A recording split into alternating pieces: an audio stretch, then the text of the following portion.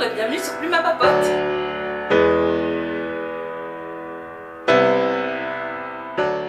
Aujourd'hui, je suis ravie de vous retrouver pour parler d'un challenge lecture auquel j'ai participé durant le mois de décembre et le mois de janvier. Il s'agit du Cold Winter Challenge.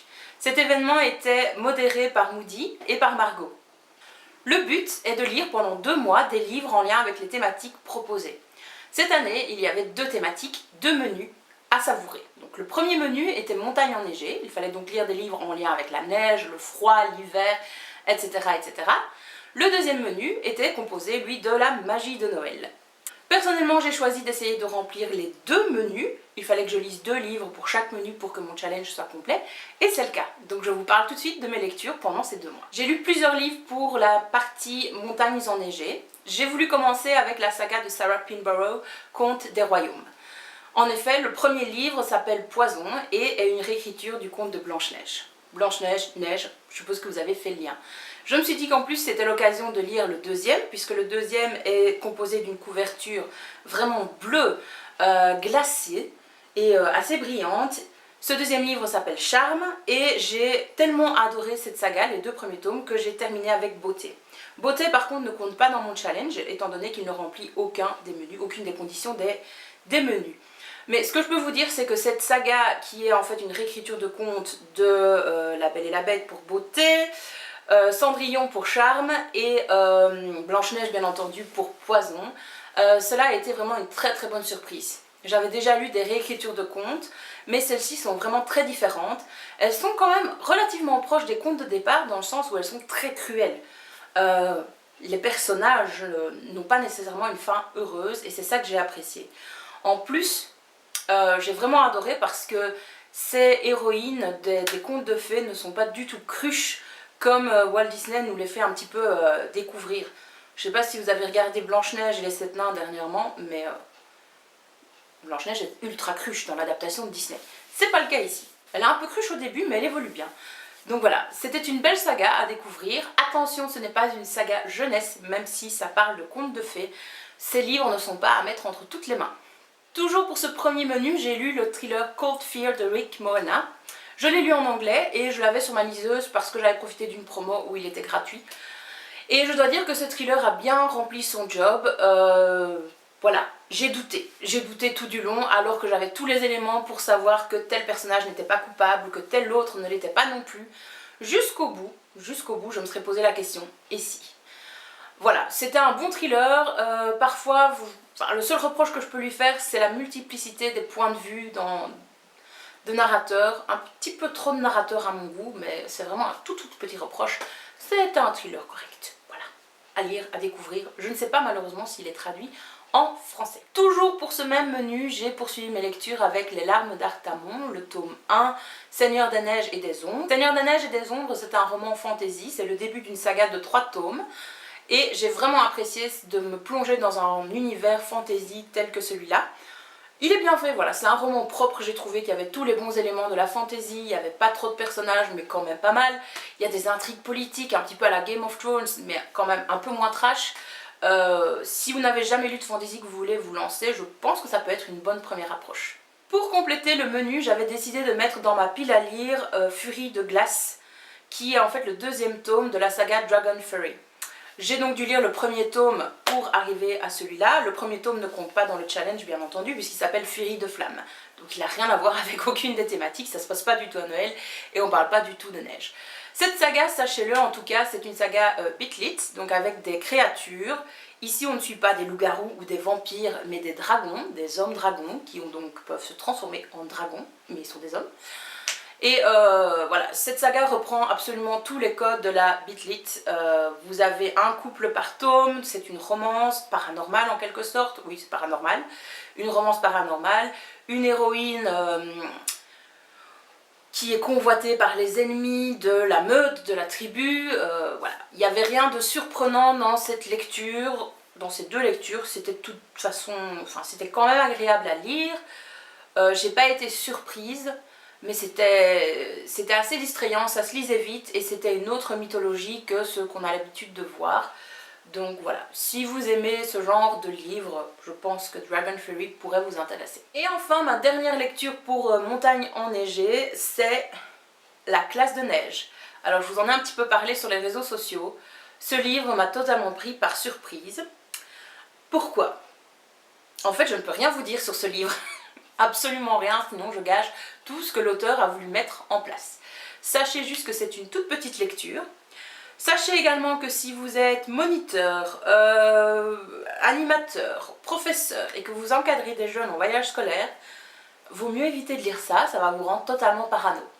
Voilà, vous allez voir tout ce qui peut mal tourner ici.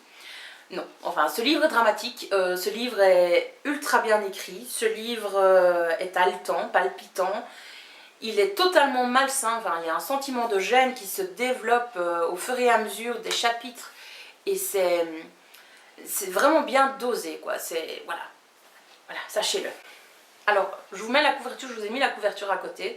Regardez-la attentivement parce que le côté malsain, malaisant et angoissant se trouve déjà en fait sur la couverture. Quand je l'ai pris en main, je me suis dit « Oh, des enfants dans la neige !» Et j'ai commencé ma lecture. Plus ou moins à la moitié du livre, je l'ai refermé pour aller faire quelque chose. Et en le reprenant, je me suis dit « Eh, mais la fille là, elle est en short dans la neige. C'est bizarre. » Puis je me dis « Eh, mais en fait, ils sont tous en short dans la neige. » Et c'est seulement à partir de ce moment-là que je me suis rendu compte que sur la couverture, c'était pas des enfants. Non, non, ce sont des mannequins. Bon ben, voilà, la couverture participe franchement à l'ambiance du livre. Et comme je vous ai dit, je ne peux absolument rien vous dire sur l'intrigue. Vous pouvez lire le résumé en 4e de couverture parce qu'il est extrêmement bien fait, il ne vous dévoile rien. Juste le nom du personnage que l'on suit, Nicolas, et c'est tout. Voilà. Nicolas, classe de neige, sachez-le, lisez-le et découvrez. J'ai également réussi mon challenge en ce qui concerne le 2e menu qui s'intitulait Magie de Noël. Il fallait lire des histoires qui se passaient au moment de Noël. C'est un petit peu difficile à trouver, donc moi je me suis tournée vers les livres que j'avais reçus gratuitement sur ma liseuse. Et donc je me suis retrouvée avec beaucoup de romances qui se passaient au moment de Noël, ce qui ne fut pas nécessairement une réussite. La première romance, ça s'intitulait A Yorkshire Christmas. Et en fait il y en avait 2 dans le livre et je ne le savais pas au moment de l'entamer.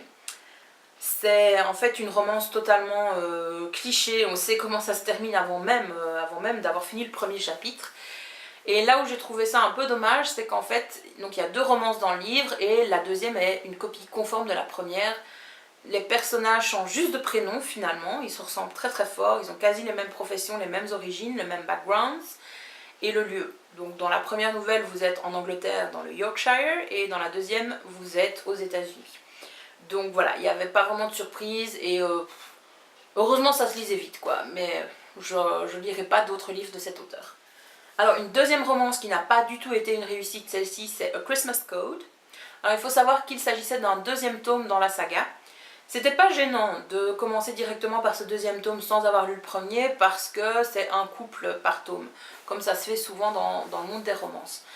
Et voilà, j'ai pas du tout aimé. C'était censé être une romance avec de l'espionnage et finalement c'est ça qui était placé en seconde partie, c'était vraiment l'arrière-plan. Voilà.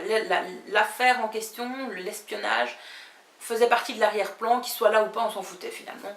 Et voilà, la plume n'était pas très haletante, ni très palpitante, c'était prévisible à souhait, et pas très intéressant. Voilà, j'ai pas aimé. Mais bon, ça se lisait vite, et j'ai sauté beaucoup de passages, faut dire ce qui est. Bon, j'ai quand même persisté avec les romances de Noël, et j'en ai lu une 3e qui s'intitule Winter Plum. C'est le 4e ou 5e tome d'une saga. Ici, on suit un jeune journaliste interne donc qui fait un stage, et qui est envoyé sur le terrain pour interviewer un artiste qui crée des sculptures en métal. Cet artiste est veuf et se retrouve avec son petit garçon de 10 ans.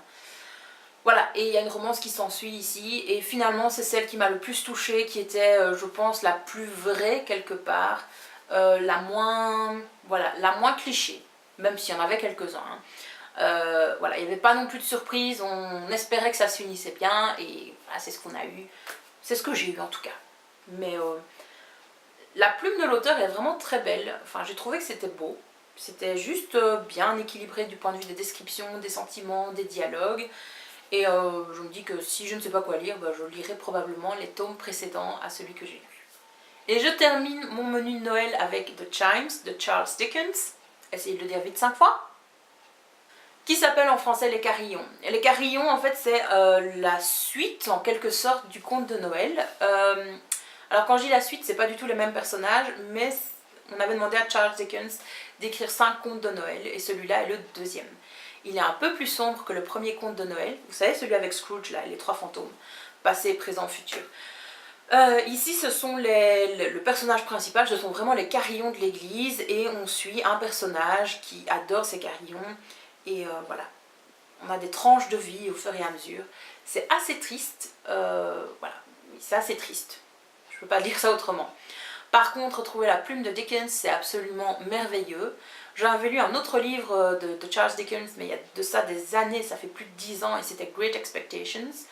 Et on retrouve des thèmes ici dans cette petite nouvelle, dans ce petit conte de Noël qui lui sont très chers, comme la misère, le temps qui passe, l'attachement aux autres, la vieillesse. Voilà, tout ça est présent et pourtant c'est assez petit, hein, ça se lit très très vite. Ah oui, à savoir aussi que ma version était lue en audio donc par Richard Hermitage, ce mec-là, là. C'est lui, oui, qui joue dans Le Hobbit, si vous savez pas, ou dans Nord et Sud, si vous avez regardé la série.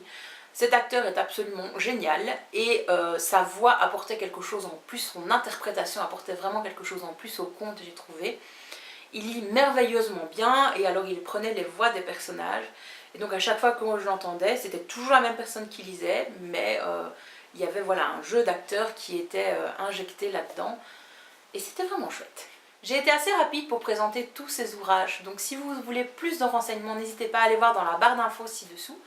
Vous trouverez un lien vers une liste livres addicts que j'ai intitulée Cold Winter Challenge, où vous pouvez retrouver chacun des livres que j'ai lus et que j'ai mentionné ici dans la vidéo.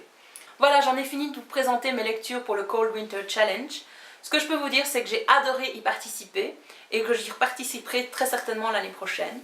Il faut savoir que ce challenge est accompagné d'un groupe Facebook où les membres sont particulièrement actifs. C'était absolument génial d'avoir l'impression d'être incluse dans un groupe de lecture comme ça et de ne pas faire ce challenge toute seule dans mon coin. J'ai beaucoup échangé et il y en a plein qui échangent là-dessus. Il y a plein de vidéos à mon avis qui vont fleurir cette semaine également, donc n'hésitez pas à aller en regarder quelques-unes pour avoir quelques idées. En attendant la vidéo de la semaine prochaine, j'aimerais vous remercier parce que ma chaîne Plume à Papote n'a pas encore un mois, mais vous êtes 29 abonnés. Et 29 abonnés, je ne m'y attendais pas, moi je m'attendais à 3 abonnés, 3 abonnés. Donc c'est énorme pour moi, je me dis qu'il y a 29 personnes qui regardent mes vidéos peut-être à chaque fois. J'ai des vues, j'ai une centaine de vues sur chacune des vidéos pour le moment. Et ça non plus, je ne m'y attendais pas, je pensais avoir 10 vues. Donc merci, merci, merci à vous. J'espère que cette semaine sera riche de lecture pour vous et je vous dis à bientôt. Bye bye!